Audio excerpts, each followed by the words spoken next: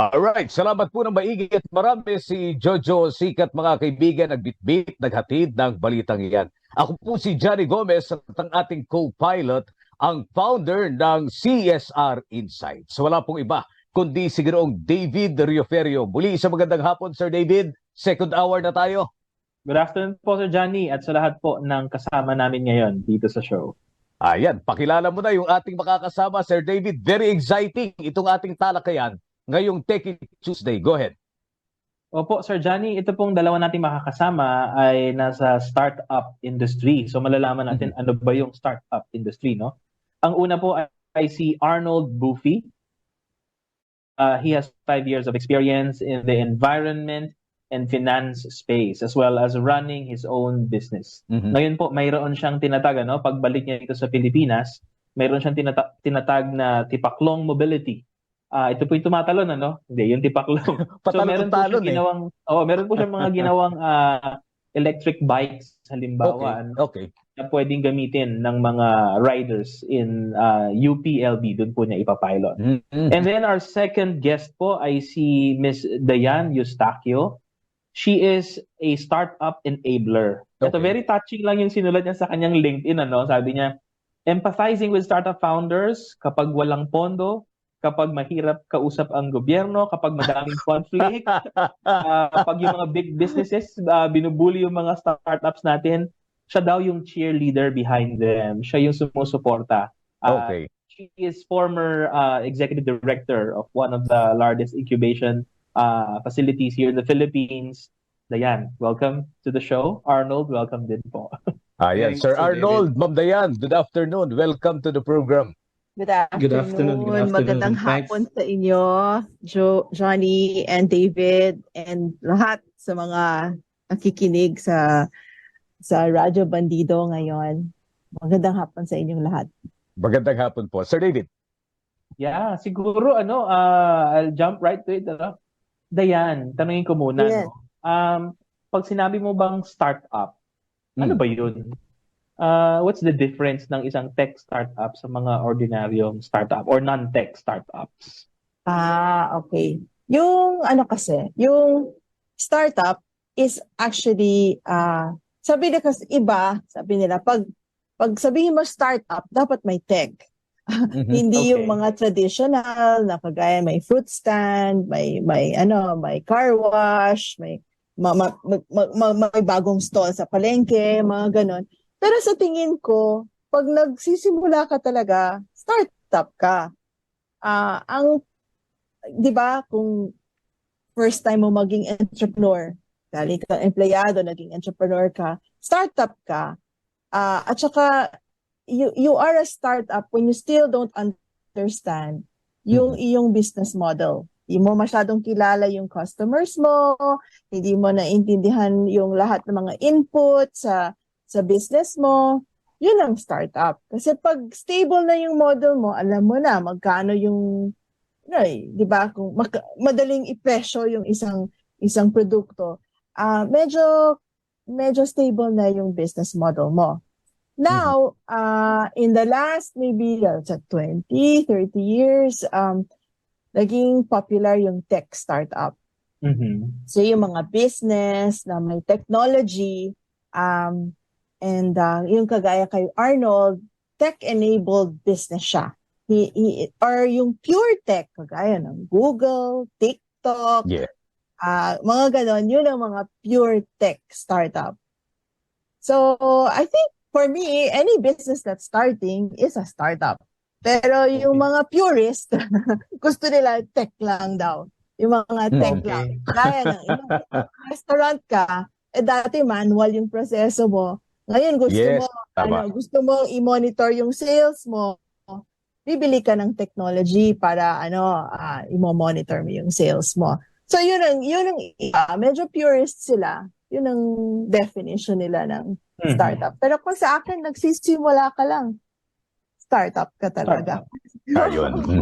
Sir Johnny, ang gusto ko sanang itanong kay Arnold, tsaka kay Miss Diane, ihabol ko lang. Ang hirap intindihin nun, Miss Diane, paano ka ba nag-umpisa sa tech? Tech ka nga ba na nag-start? Ako hindi. Hindi. Hindi. So okay lang na hindi ka techie. Ganun ba? To Oo, be a kasi sa startup? lahat ng mga bagay, business, Oo. corporate, kailangan tao, di ba? So, Mhm. my bias is always the person. Okay. Ang bias ko ay yung entrepreneur. Okay. Me, I think the root of every business is people. And I think for our country, the most precious resource That's right. is people, 'di ba? Our Mhm. human capital. Mhm. So, yun ang bias ko na napapunta lang ako sa startups at pagtutulong sa mga entrepreneurs. Kasi in my heart, I just want to help people. I'm an enabler. Mhm. Mhm. Yun ang if I'm just going to make people happy wherever I go, basta I'm an enabler of people, okay na. Mhm. Pero So na-inlove Jan, talaga. I'm really in oo. love with Opo. helping entrepreneurs. I So love it. Johnny, oo. Hmm. Thank you. Ito pong si Arnold, hindi mahaba yung kanyang introduction dapat. Oh, Meron siyang he's into banking, he's into okay. finance. Paano ka nakagawa ng tipaklong? Ibig ko sabihin, Oo nga, ano ka oo. ba? Di ba? Ito po kasi sa mga nanonood sa amin baka kasi ang feeling nyo, ang hirap-hirap naman intindihin ng tech na yan o hindi Mhm. naman ako nag-aral ng technology. Pwede ba ako dyan? Dapat ba ako makinig sa inyo? Arnold, paki-explain nga sa amin, paano ka nakagawa ng isang tech startup? You Yeah. being a banker and finance expert. Yeah, actually, isi-share ko yung ni Diana.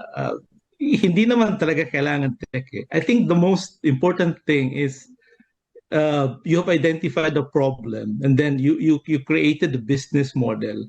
Mhm. Technology will just support that. Eh. Okay. If you have identified a problem, for example, sa Tipaklong, we have identified the problem, mobility. Di ba? Mhm. And that problem of mobility is close to everyone's heart. Kasi lahat tayo gumagalaw eh, di ba? Especially during the pandemic when, I think in March or April of 2020, hindi natin na-realize that this freedom to move Mhm. was Mhm. taken away from us, That's right. by That's right. this infinitesimal virus. And then the government say, okay, walang public transport. So, anong gagawin mo? Diba? So, if you have remembered, no, doon nagsimula na yung mga tao, pwede pala mag-bike papunta Mhm. sa trabaho. Kasi Mhm. walang jeep eh. Sarado yung tren. So, Mhm. I mean, to me, pag technology ang tinatanong ko mga anak ko eh.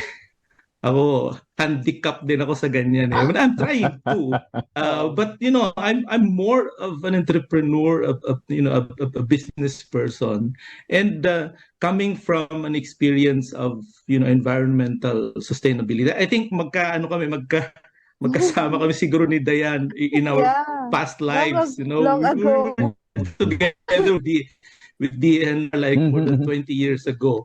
So it's nice meeting her again. Yeah, nice. So, yung aking experience, more than 20 years from environmental sustainability and then banking, and then nung bumalik ako dito sa Pilipinas, actually, I have another existing business, lending. Okay. And it's very, it's very complementary to what when we started Tipaklong, it's very complementary kasi what we did with Tipaklong is that we rented out bikes Mhm. online just using Facebook. Mhm. We rented out for 1 week or 1 month. Ang first customer namin is a BPO employee in Marikina. So my thesis as an entrepreneur is meron pa magre-rent ng bike. Oo. Yeah. And mind you, we don't have the technology yet now eh. Hanggang ngayon, we're still using mano-mano eh. Mhm. It's just that now we are in this level that we will infuse technology. That's why we are going to do the pilot with UP Los Baños. Actually, just to correct, David, hindi ako yung nag-invento ng bike Okay, okay. or electric bike na yun. So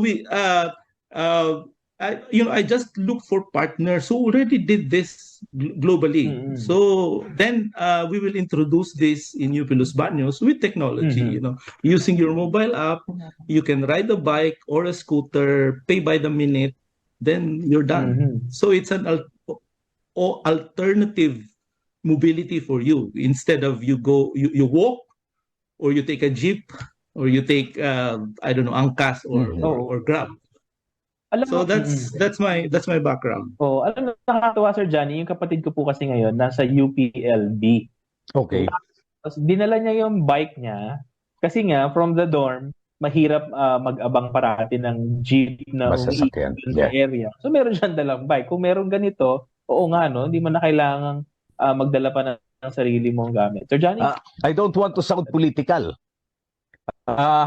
Pero very curious ako dun sa Tipaklong na pangalan ni Sir Arnold. Dito sa atin sa Pilipinas, very obvious na yung ating bus transport system ay talagang kailangan ng we really have to revise, no? Because there is no interoperability, there is no interconnectivity. The premise and the promise of the mass transport system ay para pagaanin sana yung ating buhay. I don't know, dyan ba parang mini-mirror nung Tipaklong kasi patalon-talon tayo.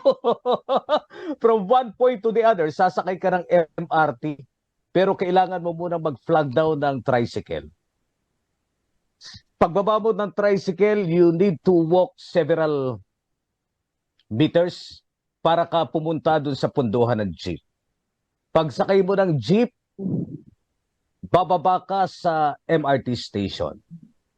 Yung station na bababaan mo, malayo pa rin dun sa yung place of work. So you, again, need to ride another mode of transportation.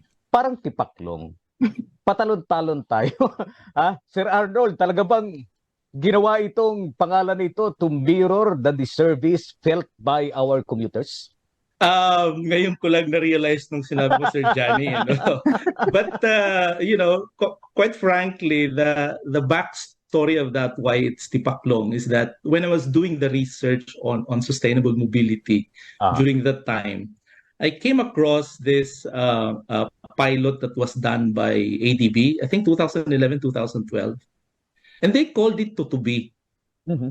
And I was like contemplating, parang wala naman yatang connection yung tutubi dun sa transport kasi tutubi flies, di ba? So when I was looking for another insect basically to mirror, katulad nga ng sinabi ni Sir Johnny, to mirror what is the current system of our transport. Mm-hmm. Kaya ko naisip yung Tipaklong, the backstory of that is that if you're Tipaklong, you hop. Yes. Don't crawl like Pong Pagong. If you are in a car, pagka nata-traffic ka, then you're Pong Pagong. But if you are Tipaklong, you hop. If you are in the bike lane, then you hop. You don't basically just crawl. And you hop in a sense na yung na-describe kanina ni Sir Johnny na multiple transfers eh. And what we are actually addressing is what we call the last mile and the first mile. Yun yung galing ka sa bahay mo, pupunta ka sa train station, di ba? Or kaya bus station. And to do that, dahil naisip ng gobyerno na dapat may prangkisa, tricycle, ganitong ruta, may prangkisa, jeep, ganitong ruta, and those are like fixed for like 20 years. And then nag-iiba yung use around the area. So, hindi siya masyadong rigid. But if you have a bike, say maybe in a community, then you can ride that bike or electric scooter or electric bike and you can go to the train station. May hub doon. Mm-hmm. And that's the dream that we are really looking at. Then, iwanan mo na lang yung bike mo doon, your scooter mo doon, you onward, sakay ka sa train, dating mo sa Ayala, may hub uli.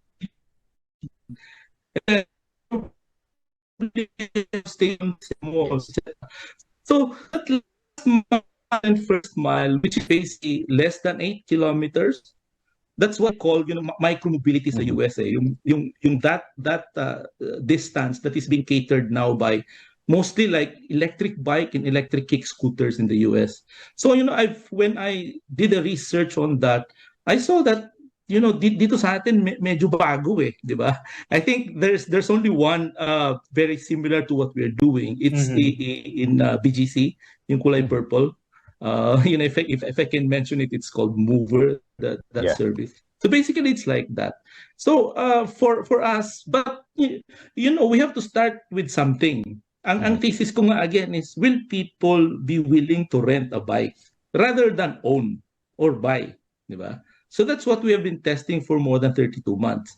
So we rent out on a weekly, monthly basis, dinideliver namin. During the pandemic, kasarap mag-deliver kasi walang traffic ng mag-deliver ng bisikleta. But now, it's very difficult to do it. And then in December of 2020, because we have another company that's doing the lending, naghanap kami ng community partners. And the community partners, we just give them 10, 15 bikes. They rent out on an hourly basis. Kasi yung online namin, we can do weekly, monthly kasi di-deliver namin. But, it's not going to be practical to rent out hourly bike and then you deliver, diba? So we have to go to the communities. So 10, 15 bikes, micro entrepreneurs, mostly women, no housewives. So may revenue split lang kami. And then we own the assets, we maintain the bikes, and hanggang ngayon mano-mano yung ginagawa namin. But that's not what we want to do. We want to infuse technology. Yun yung sinasabi ni Diane kanina na if you're a startup, as long as you're addressing a very, very concrete problem, which for us is mobility, and it's very close to everyone's heart, because we are a very car-centric nation. We have copied this from the Americans, and it's not a very good example. Very car-centric tayo. If you look at Netherlands, hindi naman yun ang development path nila eh. Netherlands have more bikes than people. So, I mean, if we can think along those lines na you don't build the city around cars, you should build the cities around people. Kasi ang problema mo naman actually is moving people, di ba? But the problem for the longest time sa ating mga planners, even the urban planners, etc., even for us, I was in the environmental impact assessment field. Ang environmental impact assessment namin counting is vehicle counts. 'Di ba? And then you make a traffic impact assessment. But that is a wrong way of doing it, because your objective really is to move people, not the cars. So I think people are now waking up to this reality na dapat nga naman talaga, di ba? Hindi sasakyan ang i-move natin. And if you build more roads, people will buy more cars. Yun ang tinatawag ng mga economists na induced demand. Di ba? If you build more roads, people will buy more cars, and then you will need more parking. So that's why yung mga condominiums natin, napakamahal ng parking, di ba? So, sa mga communities, ang ginagawang parking po ay roads, basically. Correct. Parang pag sa tapat ng bahay mo, parang sa'yo na, di ba? Yun ang nangyayari. So, that's where we are coming from. So, we're very excited to do this launching with UPLB as a pilot. We will start with around 200 vehicles, a mix of electric bike, electric kick scooter, mechanical bike, and then we will have station-based 30 stations in the campus. So imagine lahat ng dorms meron, yung core campus, na yung mga academic buildings, and then you can just move from one building to another, from your dorm to your academy. Then ano na lang, app na lang ang gagamitin mo. Your phone, unlock it, ride it, scan the QR code again, take a picture, send it, you're done. And it's going to be linked to GCash. Then, it's all cashless transactions. And then we can monitor all those things. Ano yung level ng charge ng bikes. And then our system is going to be swappable batteries. So meron lang kaming iikot na pagkaalam na namin kung nasaan yung bike na walang mahina na yung battery, papalitan na lang yung battery. So that the system will be more efficient. Very good. Sir David, gusto kong tanungin si Ma'am Diane. I'm sure pinag-aralan ng gusto ni Sir Arnold, no, yung kanyang business model at yung community. Pero gusto kong makuha yung insights ni Ma'am Diane coming from an enabler. At talagang may tutok sa startup business. Isang concern ko dun sa pinag-uusapan natin with the electric scooter and all that. Mawawala yung exercise ng mga taga-UPLB eh. Imbis na maglalakad lang sila, economic consideration, I don't know, baka marami dun sa mga mag-aaral natin ay scholars and they really don't have the capacity to engage into this kind of parang rent a bike. Gusto ko lang maintindihan, Ma'am Diane, dahil startup yung ating pinag-uusapan. Ano yung pains and gains na nakikita po ninyo dun sa dinidiscuss ni Sir Arnold? Oho. Yung startup kasi is a business in search of a sustainable business model. Yes. So, ang ginagawa ni Arnold, tinetest niya. Sabi, in the last 32 months, he has been testing the market. So, the market, let's say, nag-test siya sa Quezon City, baka iba dun sa UPLB. No? So, siguro naman, kasi a business will make money when you address a value proposition. Ano yung value na nakikita ng tao? So, kunyari, baka sa UPLB, naalala ko yung pamangkin ko. Nung recently, pumasyal kami sa UPLB. Sabi niya, Auntie Diane, I used to have a class there in this building sa may forestry. 8:30 siya nag-end. Pero yung next class niya, nandun sa may entrance ng UPLB. Wala siyang choice. Yun ang kailangan. So, tatakbo daw niya. Pataas yun, di ba? Kasi bundok yung forestry. So, yun nga, naiisip ko si Kevin, yung aking pamangkin. Wow, sayang kung may ganito lang noon. Yeah. Parati siyang late sa class na yun. So, anyway, so siguro yung customer segment na address ni Arnold, yung mga ganon, yung mga kailangan habulin yung klase nila. So siguro naaral na ni Arnold hindi naman lahat ng estudyante magsa-sign up doon.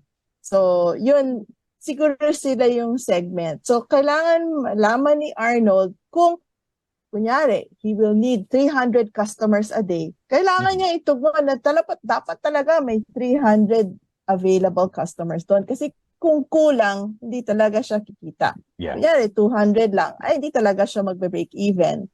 So, yun ang kagandahan sa startup kasi exciting kasi yung journey. Basta may pera si Arnold. May pera siya. May funding kasi, alam mo, ang business, pag kailangan bibigyan mo rin yung time ng growing season na kung malalaman ng mga tao, tapos kailangan sa Pilipinas pa naman, trust is a very high factor. So, kailangan nilang, nagti-TikTok din yung kaibigan ko, siguro safe mag-TikTok. Ano, di ba? So, that's a very, ganyan talaga ang Filipino consumer. Trust is a high factor. So, kailangan may time ka na mag-prepare ka ng capital na for the growing period of your business. Kasi yung iba sabi nila, kikita ko after 2 weeks, ikot ko na yung pera. Minsan hindi naman, most of the time, hindi mo naman maiikot yung pera mo so quickly, Yeah, okay. So, yeah, I'm sure Arnold he'll succeed kasi banker siya eh. Yeah. So, ang dalawang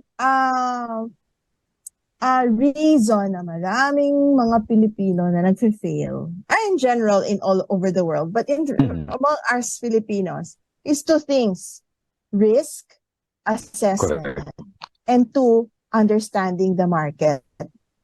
So, minsan, kasi maraming, yung market, minsan gaya-gaya kasi may market dyan. So, gagaya lang sila. But with more frameworks and techniques now to help entrepreneurs, more entrepreneurs are understanding the market a lot more in more detail. Okay. And then secondly is risk. So risk assessment is very important. Ang pinakamalaking risk sa isang business ay yung entrepreneur mismo. Siya mismo. Kung hindi ka healthy, hindi ka marunong mag-handle ng tao, hindi ka rin marunong mag-handle ng cash flow mo, ay ikaw ang number one risk ng business mo.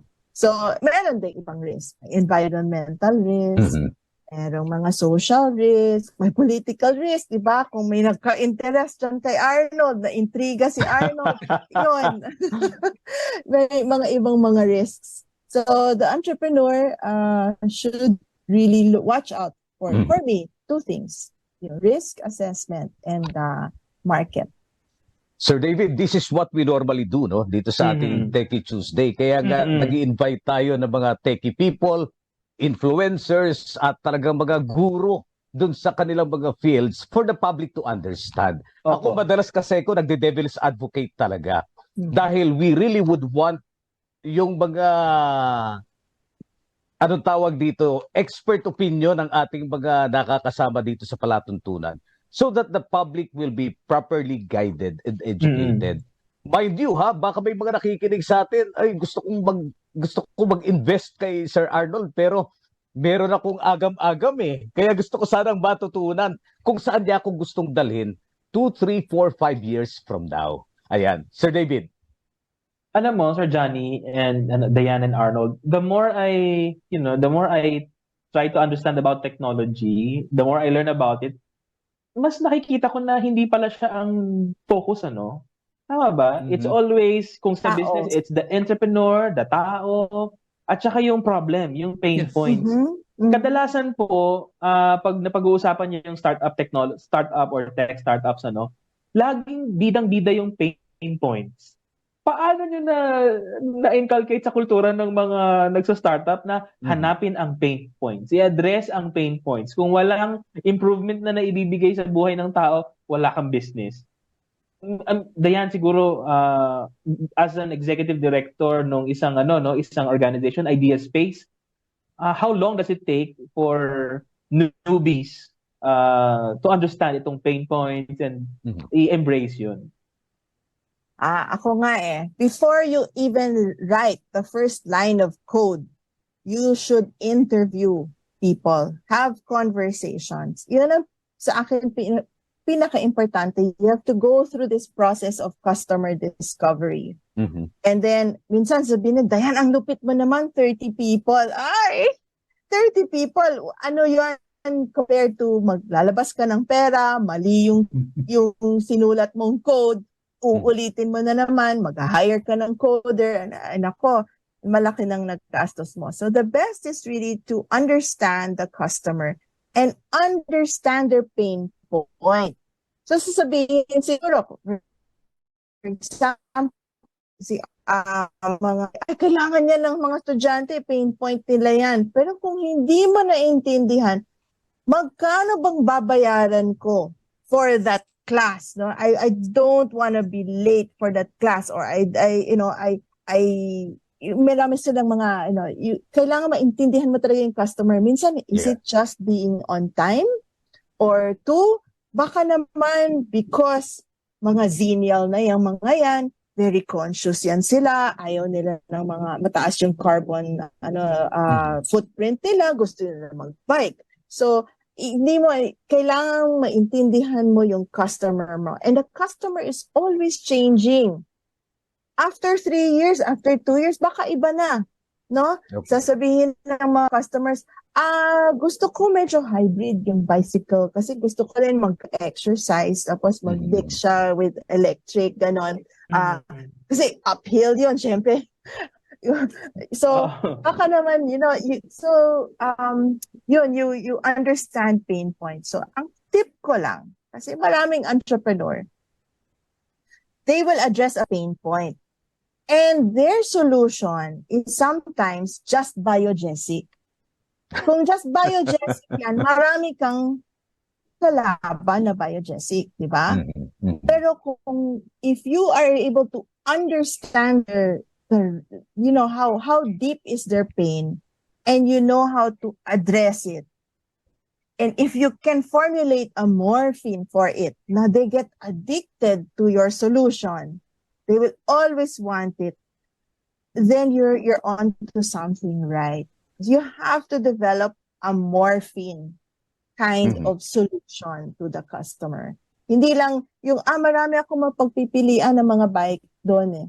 So, dapat talagang, ang gusto ko yung mga yung tipaklong na bike kasi may ganito siya, meron siyang, alam mo, hindi mo alam, di ba? So, baka the customer will say, gusto kong i-measure kung ilan na yung nasa-save kong energy. Yeah. Mga di maalam, di ba? Or gusto ko lang malaman kung magkano yung na-save kong pera para mapakita ko sa nanay ko, okay, ba? This is why I need additional allowance or why I'm saving more money, mga ganun. So, you have to constantly understand the pain point. Sorry kung mahaba yung explanation ko. ang ulang ko napulot, hindi, meron palang millennial, tapos Zenial pala ang tawag, sa mga Gen Z, Zenial. Pero so, ganun pala yun? Ganun pala yun? As in, ngayon ko lang na-realize na nagbabago, sobrang nagbabago at sobrang demanding ng clients. Tama ba, Arnold? So, akala ko nung una, maitawid mo lang sila from point A to B.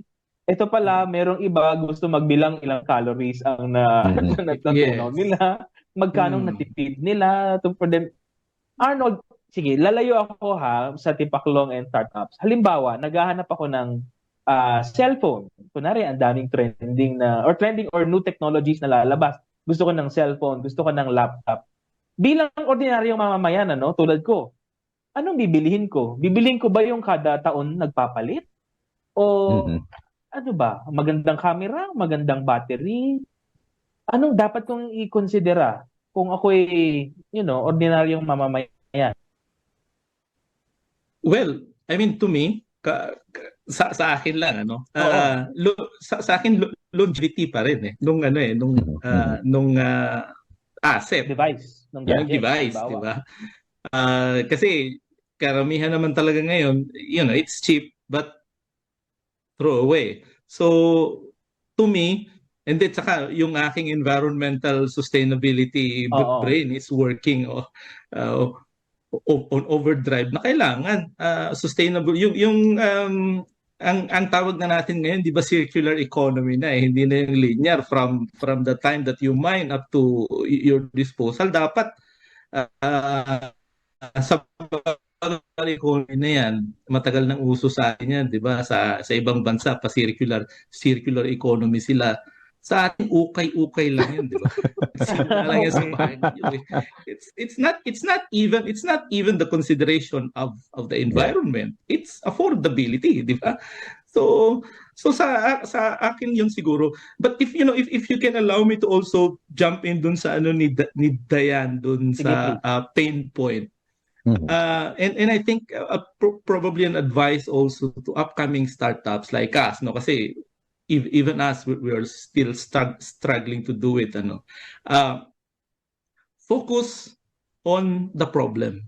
If you have identified the problem, focus on it.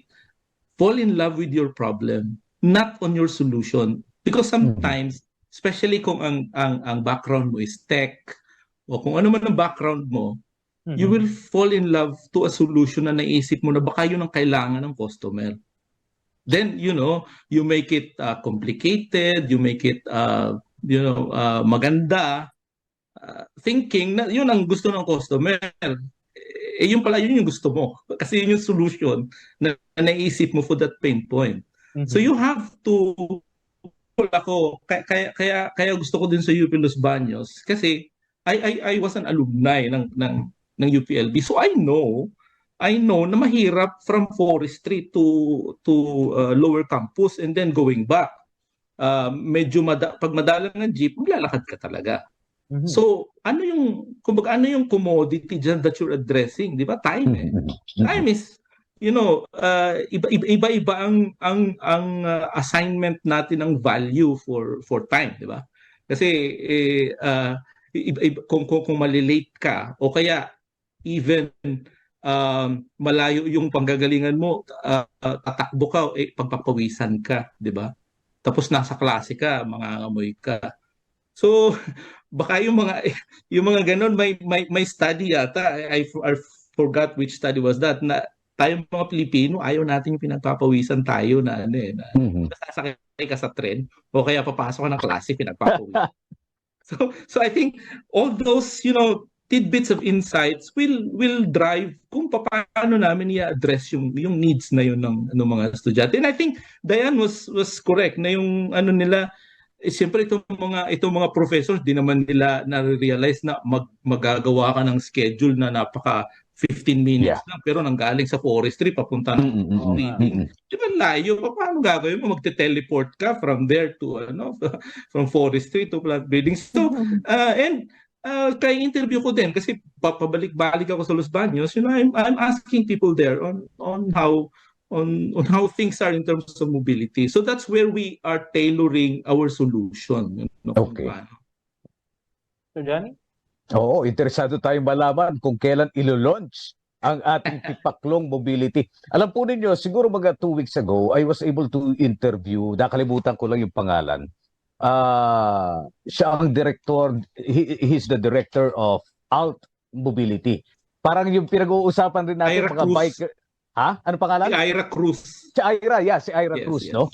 Ang maganda, alam mo, Sir David, binitbit niya yung kanyang bicycle. Ano ito folding. Hanggang dun sa studio, ipinasok niya sa loob ng bus. Kanina pinag-usapan natin, bus, train, maglalagay ng hub. Pero baka dumating nga tayo dun sa phase 2 ni Sir Arnold, na baka darating tayo, mga folding bikes na yung kanilang gagamitin. I'm sure this will be phase 2 of the model na iniisip ng ating mga startup companies. Pero how do we sustain? UPLB is very critical when it comes to itong discussion natin ng needs and requirements nung ating market. No? Pero aside from UPLB, meron ba kayo na i-envision rin na para magkaroon tayo similar launch itong klaseng proyekto na masyado kong na-engage ka ang una kailan yung launch. Lumayo ako. So, Sir Arnold, kailan muna yung launch? Tapos siguro pakisagot yung iba kong tanong. Okay, sige. Thanks for that, Sir Johnny. Yung launch, hopefully we can do quarter 4 this year. So, between October to December. Kasi there's going to be a lot of preparation on that. And ma-plug ko na rin, we are also raising equity on that through a platform called Round 1. No?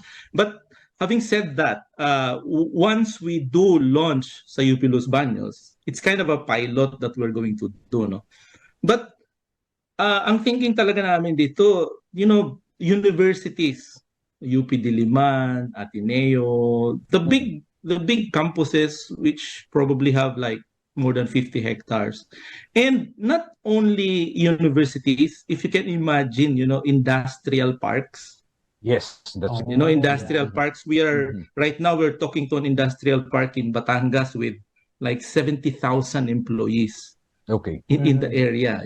Think about Clark, for example, diba? Yes, that's right. So this once we do this with UP Los Baños, we have kind of a 10-year plan to scale this up. And the kind of a long-term dream, if you will, is that imagine mo na lang if we have this kind of in UP Diliman. Diba? Yung sinasabi ko kanina. If we have that system in UP Diliman, then we have a hub.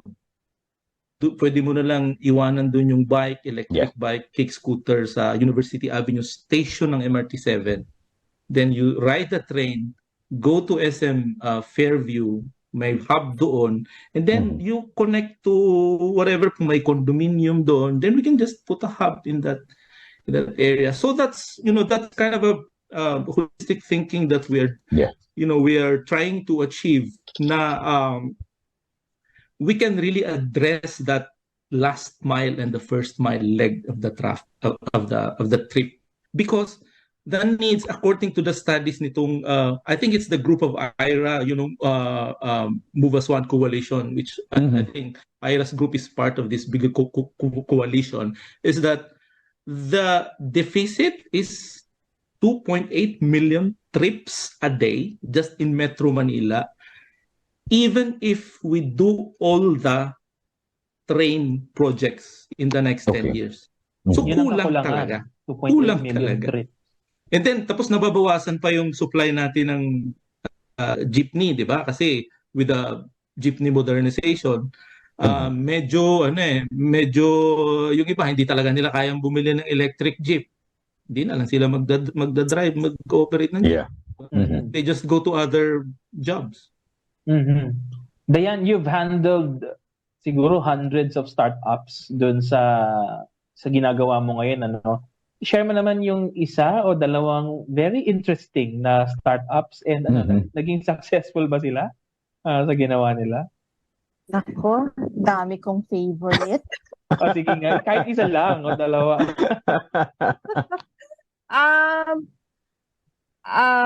Okay, so mamimili. Mahirap mamili. Okay. I think isa kong favorite dito, couple sila, mag-asawa sila. Hindi na kailangan, hindi na talaga nilang, yung wife, yung lalaki, mechanical engineer, yung wife, chemical engineer. Dati silang DOST scholar, tapos pumasok sa multinational corporation, naging expat, ng almost 10 years. So marami silang malaking kita. Tapos yung wife pa nga niya ay may patent sa Johnson & Johnson. So she a Filipino who owns a co-patent. So di ba pag scientist ka dun sa mga multinational, malaki na yung sweldo mo. So pagbalik nila dito sa Pilipinas, talagang gusto nilang mag-give back. No? Okay. So they started a company called Front Learners, and they wanted to do e-learning, help with e-learning. No? And in the beginning, they realized na hindi basta e-learning. Kailangan the situation in the public schools was one teacher maybe addressing different students. So it's kind of like blended learning. So una muna they were evangelizing about blended learning. That was 2015. They finally hit it right, and they're able to get a lot of traction nung pandemic. Nung pandemic. Before the pandemic, they were making good money.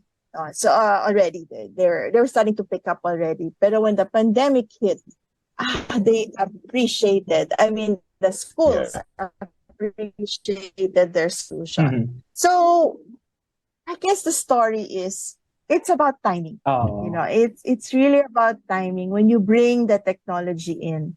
I remember, you know, in 2014 there was a startup, a Filipino Philippine team from De La Salle. They joined the program in Idea Space, and they were making a folding bike. Okay. I said it's much, so it's a folding bike, and they wanted to espouse micro mobility as well as what they call, Arnold, it's intermodal transportation. Kunyari, magbabike ka from your house to the LRT station. Ifo-fold mo yung bike mo, bit mo siya, sa isang bag. Tapos pag karating mo na dun sa end of the destination mo, unfold your bike ka ulit to your office. So, ganon, no? It didn't work at that time. But now, it's picking up. So, it's really your timing. And for me, I also learned that I should have also helped the entrepreneur understand the customer. Marami rin ako, dati kasi na-in-love din ako sa, ang cool niya, technology, threefold bicycle, ganon. Doon ako nag-focus. Pero, mas importanteng mag-focus sa customer. Okay. Kasi kailangan mong malaman, is there enough base? Yung interesting sinasabi ni Arnold kanina, no? The way I think Philippine business is going to progress is you address hyper-local situations. Yeah. The solution is hyper-local because we are Archipelagic. ba? Pelagic, yeah. Oo, hindi pa nga nasa isang isla pa nga barangay, tribo-tribo pa tayo. So, ganun talaga yung nature ng ating kultura. So, kailangan natin tignan kung kunyari sa isang barangay or sa ibang, maybe a collection of barangays, ano ba yung mga pain points doon na kailangan bigyan ng solusyon. Maraming opportunity talaga sa Pilipinas. Ang dami talaga. Kailangan lang natin ng mga matatapang na mga entrepreneur. Yes. Yeah. Oy, hello kay Leo and Elaine de Velez. Yes, Frontrunners, Leo sila and pala yun. Elaine. Oo. Yes. Siguro, Arnold, very quickly, can you share with us ano ba yung mechanics ng bike rental fees? May ballpark figures ba yun? Requirement to submit? Yung sa rental fees, we're still finalizing it. But if you can imagine, dun sa UP Los Baños, tatlo yung vehicles na gagamitin namin. Mechanical bike, electric bike, tsaka electric kick scooter. Because alam naman natin na may segmentation din ng affordability sa mga estudyante. Yung bike, we will price it very close to the jeepney fare. Kasi yun yung alternative mo eh. Of course, the electric bike and the electric kick scooter, it's a bit more expensive. Kasi syempre, kung afford mo ng mag-electric bike, dapat may ka rin, may capacity to pay. And one insight that was also given to me by one of the officials ng UP Los Baños, sabi niya, don't worry too much about the capacity to pay of the students. Kasi number one, because of the tuition free ang state universities and colleges, of course, including UP, may tipid. Hindi tipid, nalalavish ng mga parents yung mga estudyante. Naiipon sila, Oo, so meron talaga silang, kasi ang reklamo sa akin ng mga kausap ko dun sa Los Baños ng mga officials, ang problema nila parking, tapos yung estudyante nila anong tawag dito, naka-Camry, tapos itong official na to ng Los Baños, naka-Vios. So, and I think in UP Diliman baka mas pa yung problema na yan. So I think, these things we'll have to figure out in terms of the pricing. And ang aming kind of a value proposition is we will be the tech driven and affordable mobility solution. So tinitingnan lang namin kung ano yung pricing nitong aming very close competitor, and then we just, hindi naman namin kailangan, hindi naman rocket science yan di ba? In economics, you just put it very close to that alternative, and then if the numbers make sense to you, magiging financially sustainable yan. So Thank you Arnold, and thank you Diane. Sir Johnny? Ang haba ng ating talakayan pero bitin na bitin. Sana magkaroon ng part 2. Hindi pa natin napag-uusapan yung funding, no? Marami pong mga startup companies na nangangailangan ng tulong, not only guidance from Arnold, from Diane, pero from our bank siguro at mga lending institutions. Sabi ni Sir Arnold, meron silang lending. Tama-tama. Magandang pag-usapan para talagang whole of community approach kapag meron tayong startup, meron tayong tulong na ipoprovide. Pero Ma'am Dayan, hello daw galing kay Sir Milo Clarion Ibrado. Kasama ko po siya dito sa Radyo Bandido TV. Dating intern daw ni Ma'am Dayan. Wala na po kaming oras. Sana magkaroon tayo ng part 2. Muli namin kayong iimbitahan. Nakasama po natin sa palatuntunan. These are gurus, mga kaibigan. I am telling you. At tulungan po ninyo kami na ipalaganap itong ating advokasya. Kami ni Sir David advocates kami nung pagpapakalat ng knowledge para dun sa ating mga kababayan who's really into startups and technology, because Martes ngayon, itong ating Techie Tuesday. Tech for everyone. Nakasama po natin ang founder and president ng Tipaklong Mobility Corporation, Ginoong Arnold Bufi. Sir, marami pong salamat sa inyo. At si Ma'am Diane Eustaquio, Startup Enabler. Sa pangalan po ni Sir David Rioferio ng CSR Insights at ni AJ Austria na ating Technical Director. Ako po si Johnny Gomez, pansamantala. Bye-bye. Thank you. SOS, serbisyo, ora mismo, sigurado. Programang tatalakay sa kapangyarihan ng serbisyo sibil. SOS, serbisyo, ora mismo, sigurado. Programang hihimay sa kapangyarihan ng pamalang lokal. SOS, serbisyo, ora mismo, sigurado. Programang maglalapit sa pamalan at mamamayan. SOS, serbisyo, ora mismo, sigurado. Kikilos ang barangay para sa bayan, edukasyon, kalusugan, trapiko, basura at iba pa. SOS, serbisyo, ora mismo, sigurado. Tatalakay sa mga problemang napapanahon, problemang hahanapan ng solusyon.